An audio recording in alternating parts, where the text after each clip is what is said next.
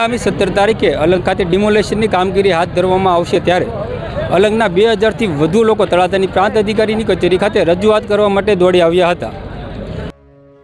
વિશ્વવિખ્યાત અલંગ ખાતે આગામી 17 ડિસેમ્બરથી ડિમોલેશનની કામગીરી તંત્ર દ્વારા હાથ ધરવામાં આવવાની છે।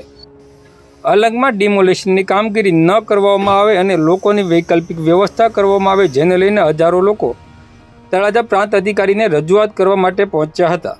તળાજા પ્રાંત અધિકારી દ્વારા પણ જણાવવામાં આવ્યું હતું કે જે લોકોને નોટિસ મળી છે તે લોકોની વૈકલ્પિક વ્યવસ્થા પણ તંત્ર દ્વારા કરવામાં આવનાર છે અને આગામી 17 તારીખે અલંગ ખાતે ડિમોલેશન ચાલુ જ રહેશે। અલંગથી હજારો લોકો તળાજા પ્રાંત અધિકારીની કચેરીએ આવેદનપત્ર આપવા આવવાના હોય, જેની તંત્રને અગાઉથી જાણ હોય। તંત્ર દ્વારા કોઈ અનિચ્છનીય બનાવ ન બને તે બાબતને લઈને ચુસ્ત પોલીસ બંદોબસ્ત પણ ગોઠવવામાં આવ્યો હતો। 17 તારીખના માળ વિશે મારે ખાસ કહેવું છે કે અલંગ અને માળાના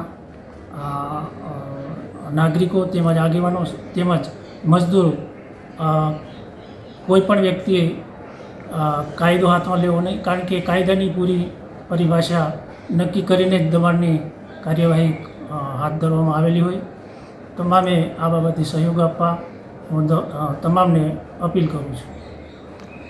આજ રોજ સરકારશ્રીએ જે વિસ્તારની અંદર 457 થી 460 અમને નોટિસ જે બજાવેલી છે તેમાં વર્ષોથી 30 થી 35 વર્ષથી હજારો માણસો એમાં રહે છે અને એ બધો જ મજૂર વર્ગ છે। બહારના રાષ્ટ્રનું માણસો આવેલું છે, ત્યાં નાના મોટા વેપારી અને બધો જ મજૂર વર્ગ છે। કોઈ વાણંદની દુકાન સંચાલન કરે છે, કોઈ ગેરેજવાળા છે, કોઈ કરિયાણાવાળા છે।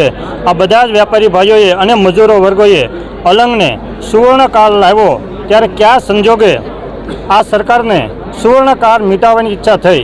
અમે વિકાસના ભાગીદાર છીએ, વિકાસમાં સહમત છીએ।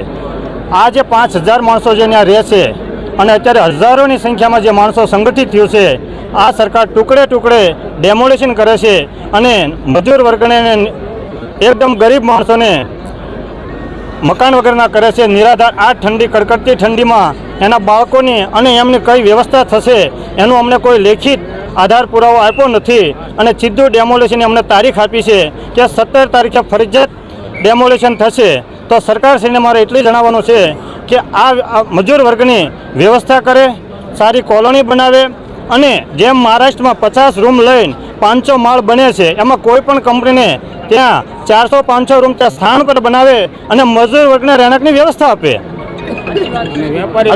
અને વેપારી એમાં એક કોલોનીમાં આગળનો કાર્યક્રમ શું રહેશે? આગળનો કાર્યક્રમ જે રીતે અત્યારે અમે જે મોટા પ્રમાણમાં સંખ્યામાં હજારો માણસો ન્યાય મેળવવા માટે અમારા હક માટે આવ્યા છીએ, અમે કોઈ હલ્લા બોલ કરવા આવ્યા નથી। સરકાર વિકાસની હારી સહમત અને આવનારા દિવસોમાં જો અમને જણાશે તો આવીને આવી રીતે ગાંધી સિંધિયા માર્ગે અમે આંદોલન ચાલુ રાખવાના છીએ। અમારી સરકારને માંગ છે કે અમારો હક છે, અમારો ન્યાય છે, આપવો પડે।